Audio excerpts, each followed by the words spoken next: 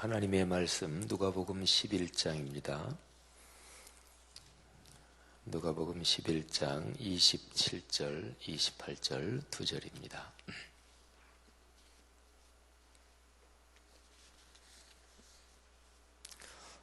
두 절 말씀 다 같이 봉독하지요. 누가복음 11장 27절, 28절입니다. 이 말씀을 하실 때에 무리 중에서 한 여자가 음성을 높여 이르되 당신을 뵌 태와 당신을 먹인 젖이 복이 있나이다 하니 예수께서 이르시되 오히려 하나님의 말씀을 듣고 지키는 자가 복이 있느니라 하시니라. 아멘. 유대인들은요, 부모가 내 아이가 자라서 나중에 무엇이 됐으면 좋을까 이렇게 생각하면 부모로서 자식을 기르고 싶은 가장 높은 순위가 내 자식이 랍비가 됐으면 좋겠다, 그것이었다고 합니다. 우리 부모들은 자녀가 어떤 직업을 가지면 좋겠다 이렇게 선호하나요? 보통 하는 말로 의사, 판사, 사자 붙은 직업 많이 선망하잖아요. 또 이런저런데 돈 많이 벌고 또 인생 편안하게 또 넉넉하게 살아가는 것 어떤 부모나 다 원하잖아요. 예수님 당시에 유대인들이 내 자녀가 랍비가 됐으면 좋겠다. 그것도 랍비는 하나님의 말씀을 가르치는 이제 그런 사람이고 또 그것도 하나의 직업이죠. 하지만 사실은 예나 지금이나 또 동양이나 서양이나 부모로서 자식이 잘 되기를 바라는 것, 그거는 다 같은 마음이고 또 자식이 잘 되기를 바란다 이렇게 생각할 때 부모 중에서 돈 버는 거 참 중요하잖아요.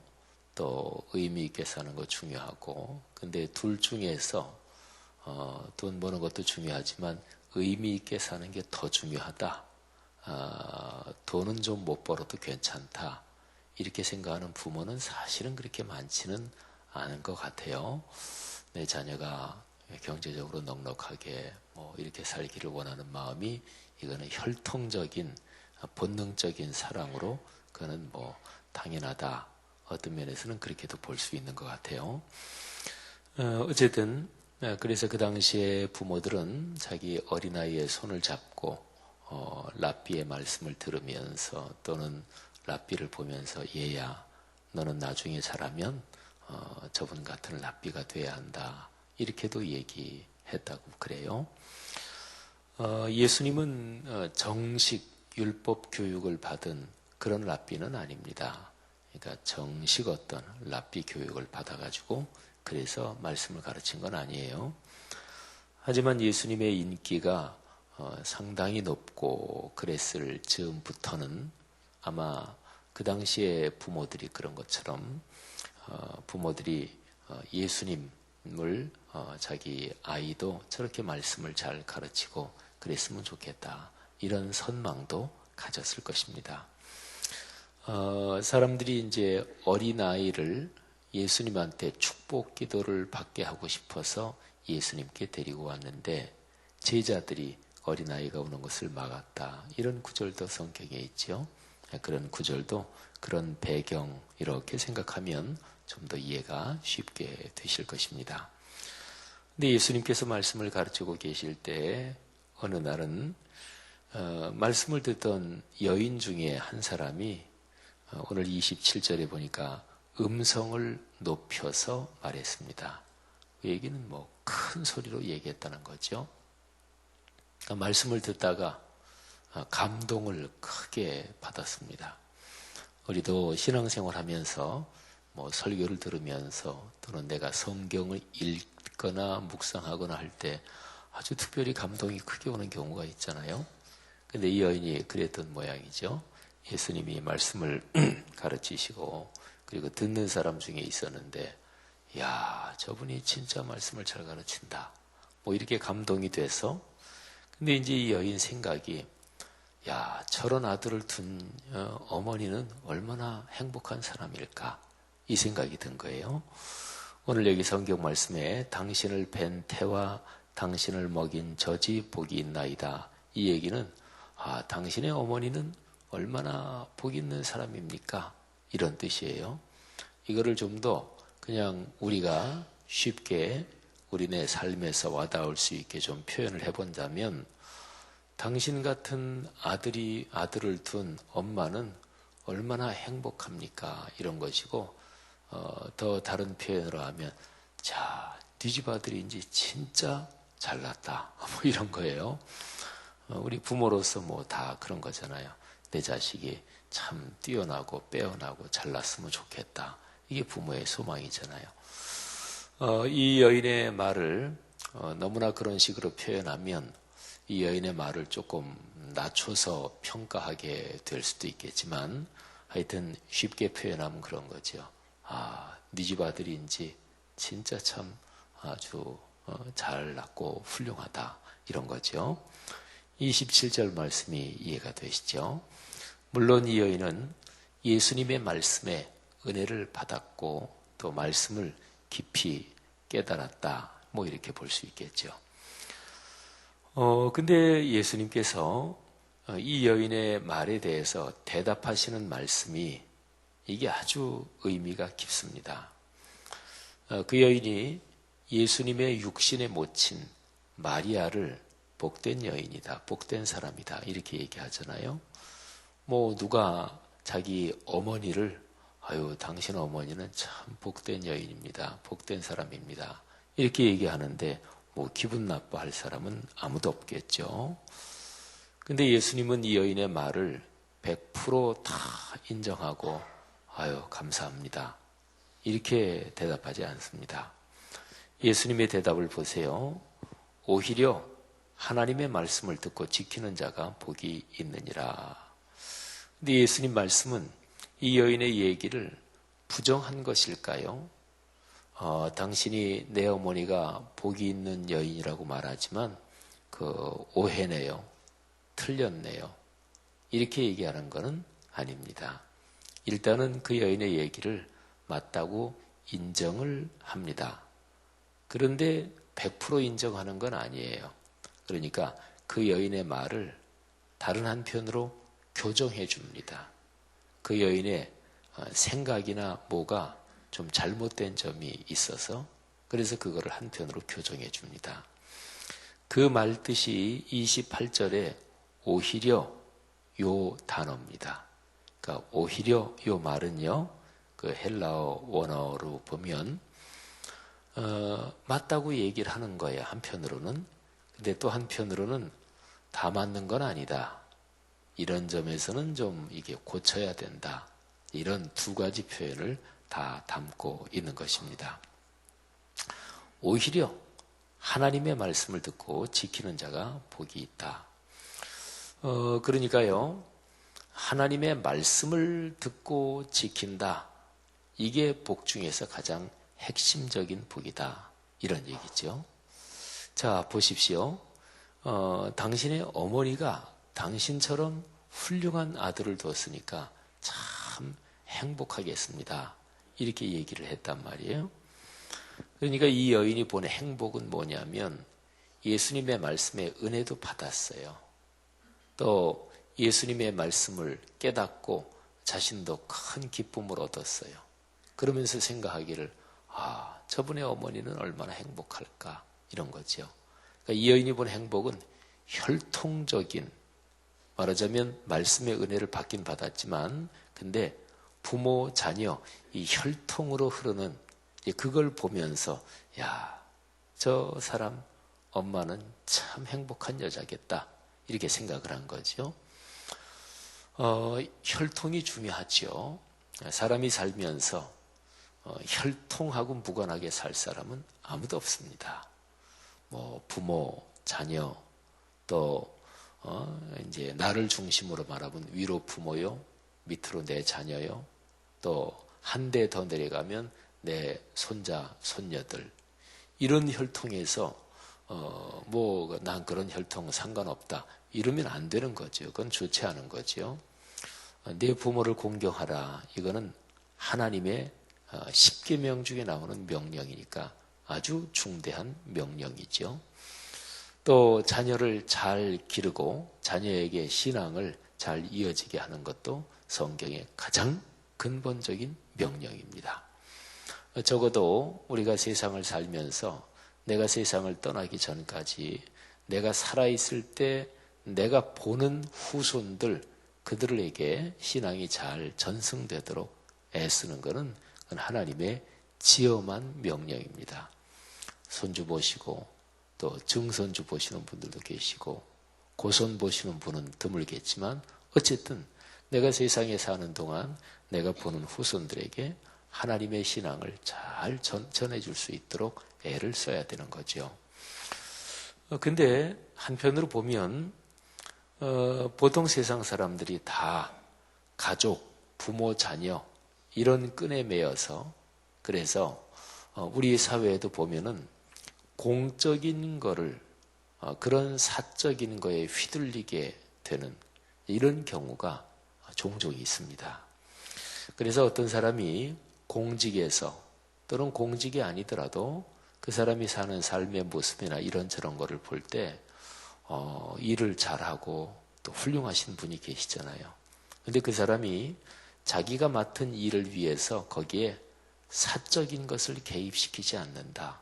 그 사람은 보통 훌륭한 사람들 중에서 훨씬 훌륭한 분입니다.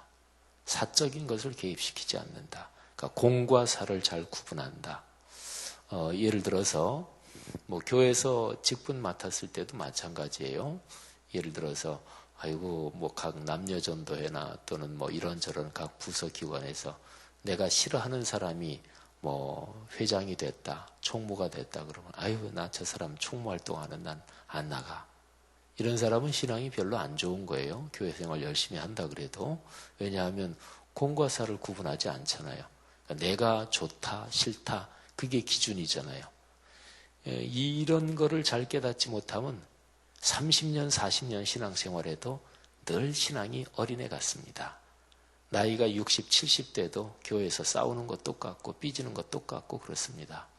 그러니까 신앙생활은 깨달아야 돼요. 말씀을 제대로 이해해야 돼요. 그리고 말씀에 순종해야 돼요. 그래야 신앙이 성숙해요.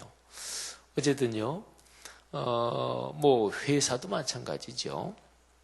회사든 교회든 어떤 직업을 가졌든지 간에 공과 사를 잘 구분한다. 그 사람은 단순히 일 잘하는 사람보다 상당히 더 뛰어나게 훌륭한 사람이죠. 근데 공과 사를 구분하는 사람 중에서도 내 부모님, 특별히 내 아들, 딸, 손녀, 손자 요 문제와 연관해서도 공과 사를 구분한다. 그분은 대단한 사람입니다. 그거 쉽지 않은 일이거든요. 우리나라 문화권에서요, 가족에 대한 거는 거의 다가 익스큐즈가 됩니다. 그러니까 가족에 대한 거에서는 욕심을 부리고 뭐 그래도 우리나라에서는 전부 다 그게 이해가 되고 양해가 돼요. 뭐 우리가 흔히 하는 얘기대로 자식 자랑은 팔불출이다 이런 얘기 하지만 누가 자기 자식을 자랑하고 그럴 때 아유 당신은 그렇게 자기 자식 자랑을 그렇게 심하게 한다 이러지 않습니다.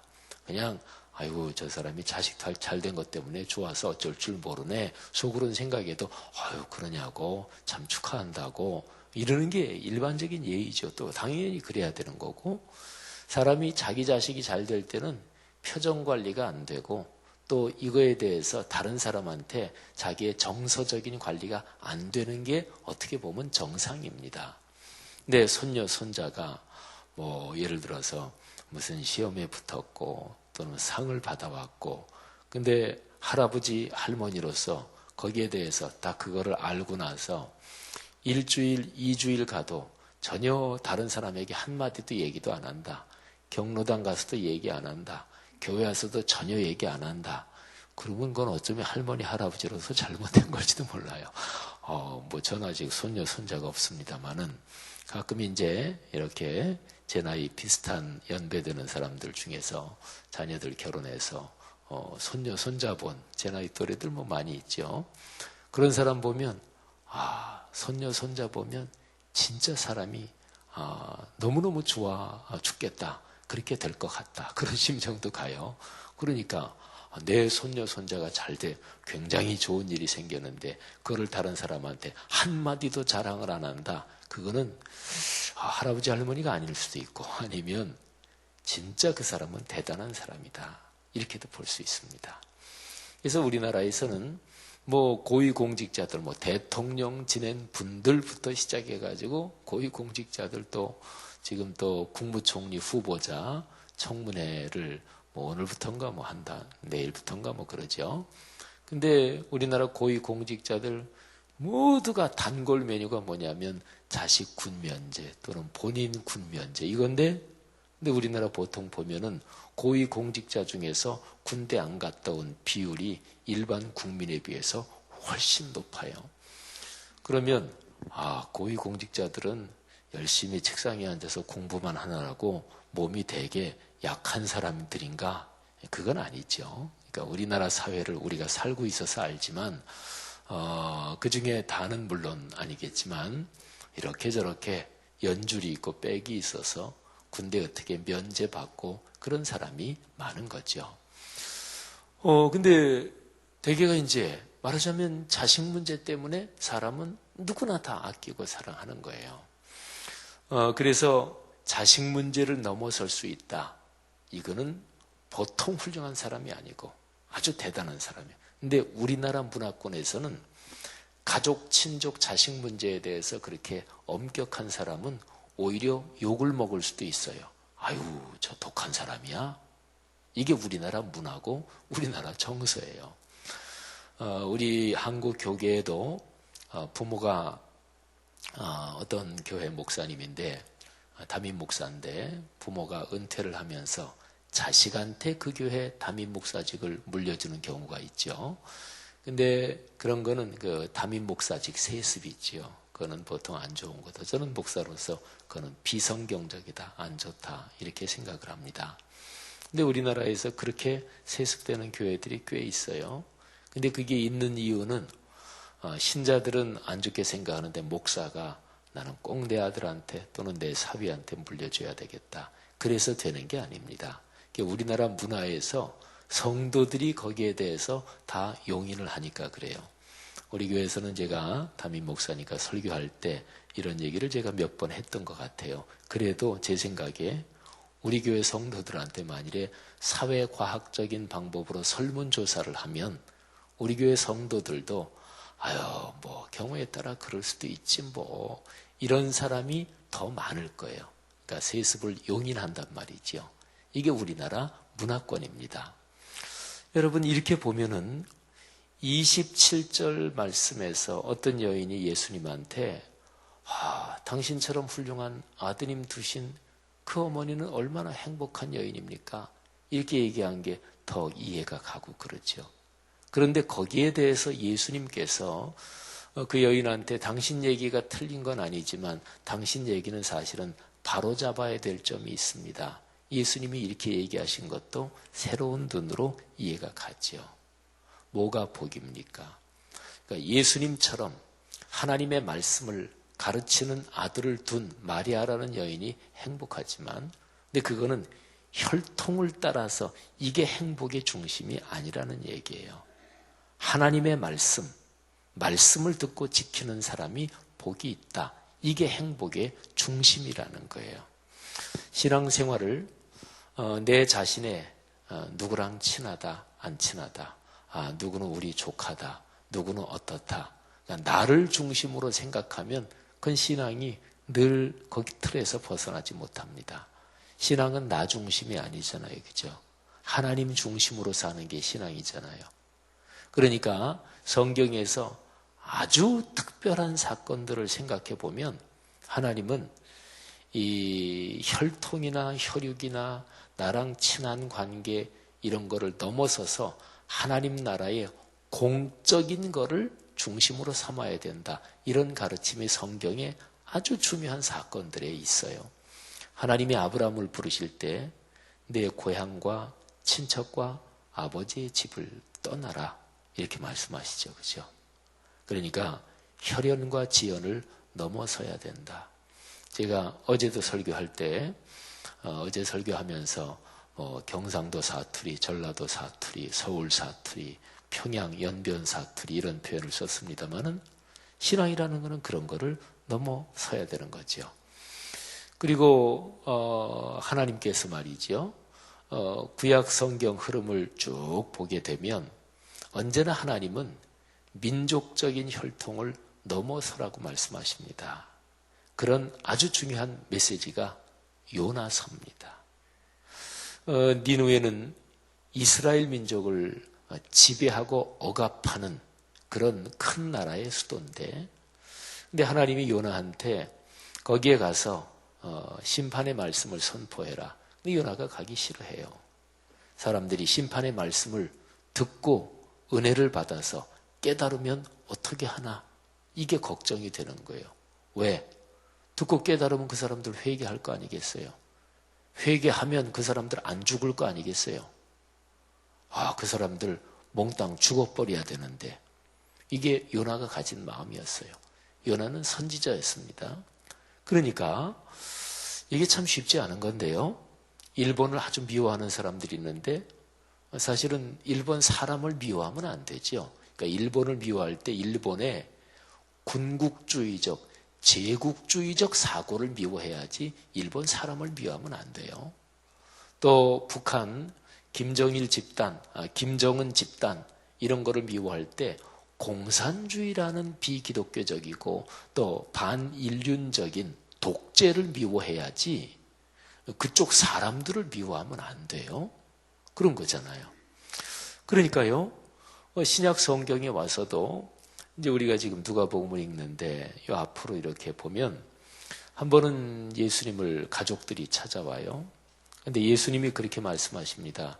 누가 내 어머니고 누가 내 형제냐? 하나님의 말씀을 듣고 행하는 자가 내 어머니요 내 형제다. 예수님은 그렇게 말씀하십니다. 또 창세기 2장 말씀에 제가 결혼 주례할 때마다 하는 그 본문으로 삼는 말씀인데 거기에 보면 이러므로 남자가 부모를 떠나 그의 아내와 합하여 한 몸을 이룰지로다. 그러니까 남자가 부모를 떠나야 된대요. 우리는 보통 우리 전통 문화권에서는 결혼하면 여자가 출가 외인이다. 그 얘기는 많이 들었죠.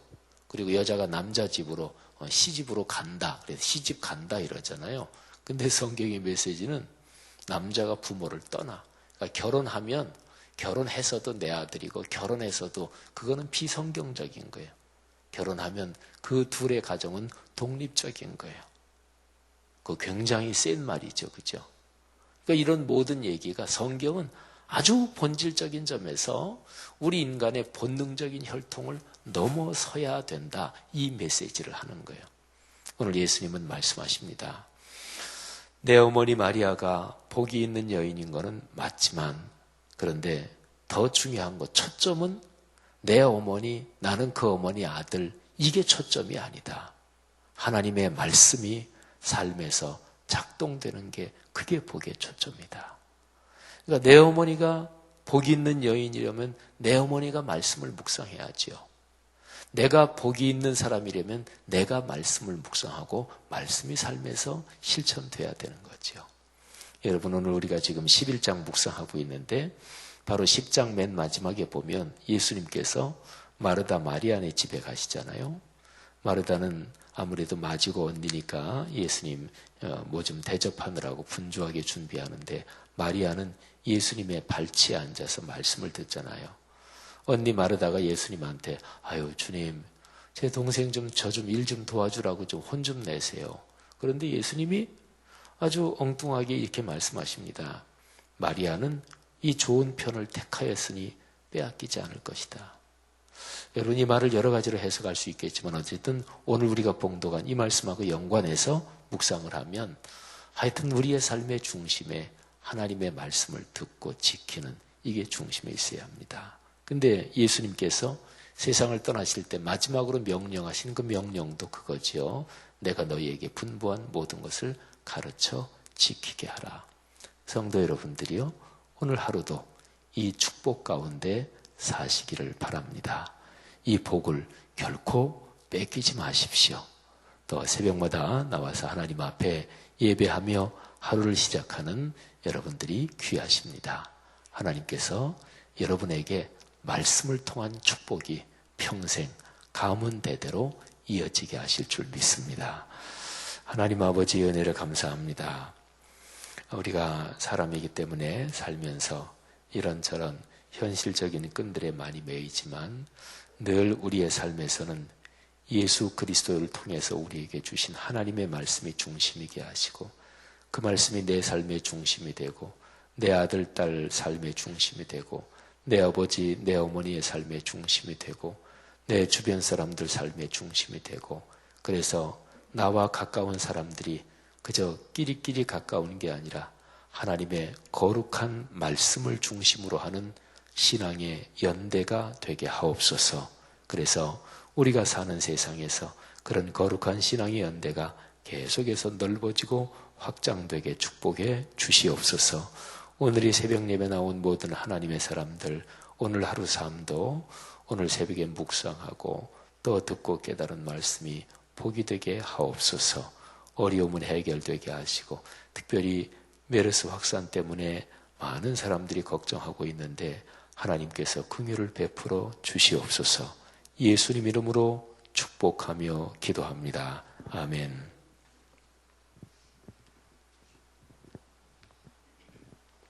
네, 귀한 말씀 감사합니다. 오늘 같이 들으실 공동기도문 말씀 삶 공동체입니다. 제가 먼저 교독하겠습니다. 말씀과 삶이 어우러져야 참된 부흥이 일어나는 것을 믿습니다. 우리 허물과 연약함을 겸허하게 고백하며 말씀을 사모합니다. 진리의 말씀 성경에 약속된 하나님의 부흥을 기다립니다.